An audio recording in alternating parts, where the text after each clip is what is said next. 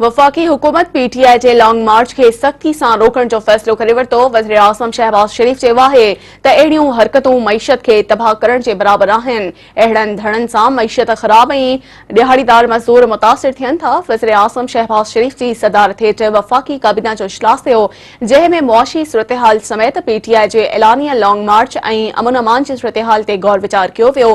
काबीना पीटीआई जे लॉन्ग मार्च के सख्ती से रोकण जी मंज़ूरी ॾींदे पंजाब में रेंजर्स मुक़रर करण जो फ़ैसिलो कयो। काबीना में मेंबरनि चयो त अवाम जी जान ऐं माल जी हिफ़ाज़त खे यकीनी बणायो वेंदो। पीटीआई जे लॉन्ग मार्च वारे ऐलान खां पोइ अॼु वज़ीर आज़म शहबाज शरीफ़ क़ौम खे ख़िताब कंदो। शहबाज शरीफ़ पंहिंजे ख़िताब दौरान मुल्की सियासी सूरतहाल ते क़ौम खे एतमाद में वठंदो, जॾहिं त हू लॉन्ग मार्च ऐं मुआशी सूरतहाल ते बि ॻाल्हि ॿोल्हि कंदो।